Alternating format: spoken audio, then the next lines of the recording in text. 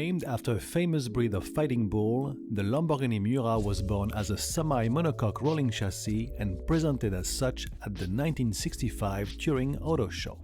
The body hadn't been designed yet, and to top it all off, this world introduction was the result of a side project engineered by Giampaolo Dallara, Paolo Stanzani, Bob Wallace and 4 more engineers working after hours for fun. The outcome was sensational nonetheless, and for the very good reason that the chassis presented featured a transversely placed mid-rear engine and transmission.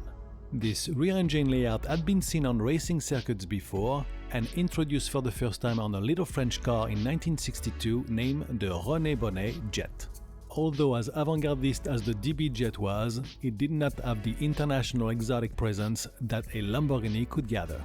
This concept was still very radical in 1965, and customers placed orders without knowing what robe would clothe the next Raging Bull. The idea for the car's layout was taken from the Ford GT40 and Ferrari 250LM, which were pure racers. Even if you could legally drive a 250LM on the street in 1964, they more qualified as prototype racers than production street cars, and the same could be said for the Ford GT40. But it also seemed that everybody forgot about the 1964 De Tomaso Vallelunga and even more so the Italian short-lived 1963 ATS 2500, also engineered by Ferrari's ex-master heads who were fired or left Ferrari in 1961 on the Great Walkout Day. A transversely placed engine had been seen on the iconic Austin Mini, and with this layout it gave the Miura a more compact rear design with all the masses in front of the rear axle. A very young Marcello Gandini, at 22 years of age, then part of the Bertoni's team, designed the Miura, and in 1966 it was ready to be shown at the Geneva Auto Show. The Miura's line were very fluid and very low. This was a strict two-seater with tons of sex appeal, a real showstopper that Ferruccio needed now if he wanted to upstage Enzo. The Miura's on-cover pop-up headlights like on the later Porsche 928s were electrically operated and had eyelashes at the top and bottom edges. In between the headlights were 2 large blacked-out rectangular radiator air vents, while an elegantly shaped air scoop on the door sills cooled the rear compartment. The Miura's windshield was rakish at best, and the doors adorned what looked like to be the rear pillar with its slatted air intake entrance housing the door handles. But once both doors were open, you realize that bullhorn seems to appear while looking at the Miura straight on. The single-piece rear panel was as essentially wavy as the front end and opened in a clamshell fashion. The Miura's engine was covered by a series of blacked-out open slats instead of a glass window to allow hot air from the engine bay to exit. To finish it all, the 5-hole Compagno magnesium wheelset looked beautifully aggressive and were fitted with the new Pirelli Centurato high-speed tires. The dashboard was exotic at best, with a center console reminding you of an helicopter cockpit with its concave design and dual 3 gauges above. In front of the driver were 2 large Jaeger dials encased in their own pods and making you instantly feel like you were in something really special, with a speedometer marking 200 miles per hour or 320 km per hour and a rave counter displaying 10,000 RPM. There were 3 Miura generations, all with a 4-liter or 240 cubic inch quad-cam V12, the same as previous Lamborghini models, but this time with 4 downdraft triple-shock Weber carburetors and a 5-speed Lamborghini transmission. The first Miura appeared in 1966 and was also named P400, P for posteriore or rear, and 400 for 4-liter capacity engine. It was rated at 350 horsepower at 7,000 RPM and was good for 163 miles per hour or 262 km per hour, unlike the claimed 180 miles per hour or 290 km per hour, while the 0 to 62 miles per hour time was done in 6.2 seconds. To give you a better perspective of the Lamborghini-Ferrari duel, Ferrari was offering at the same time the beautifully elegant 275 GTB with a front V12 engine of 3.3 liter or 200 cubic inch and 260 horsepower with its 3 carburetors and 2 camshaft based form. A one-off Miura P400 Roadster was produced in 1968 with a Targa-type roof, but this last one never made it into production.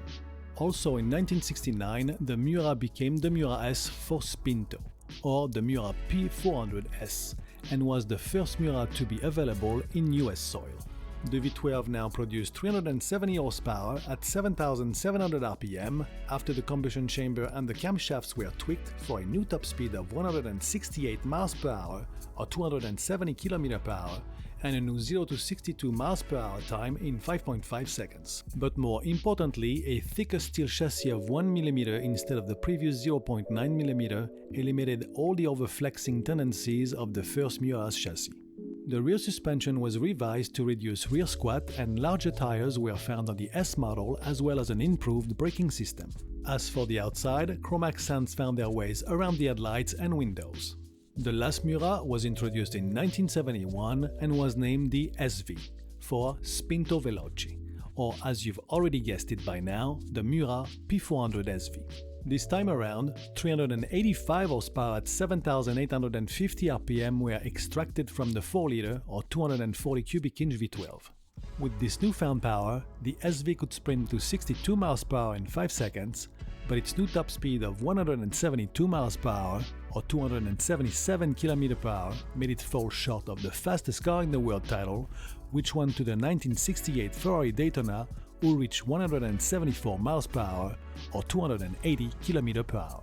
Also, the Miura SV was equipped with 2 oil reservoirs, one for the engine, one for the transmission, unlike the previous Miuras, which shared the same oil sump. Gone also were the eyelashes around the headlights, and the front grille was reworked as well. But more noticeably was the Miura's wider rear body, here to accommodate bigger wheels, while a gold magnesium set was available. Harder to notice though was the lower stance of the front end, made possible by revising and lowering the front suspensions. This alteration was needed to counteract the dangerous front-end lift effect occurring at high speed. Aside from the 3 main Miura series, 9 special cars were produced. The 1970 Miura Giora, with 440 horsepower, built as a street racer for Lamborghini test driver Bob Wallace. 5 special Miura SVJ, Giora style, were built with 420 horsepower between 1973 and 1975, plus another one in the 80s for one of the Mimran brothers, which all had, like the Giora, some racing body features. Also the one-off 1968 Roadster made by Bertoni as mentioned previously, and the last one-off Miura again done in the 80s by the Mimran brothers as an SVJ Spider. As one of the first mid-rear engine layout, the Miura didn't come quite together. The main issue remained that the Miura's shape promoted front-end lift at speed. A bad behavior accentuated by a fuel tank located at the front and becoming lighter as the local's wide-open mouth went by. The second major problem was that the downdraft carburetors could leak fuel and simply start a fire, making your day a not-so-lucky one. Ferrari waited until 1971 to offer their first V12 mid-rear mounted engine production car, which today makes the Lamborghini Miura with its fabulous curves, engine layout and power, the first popular sports car called supercar.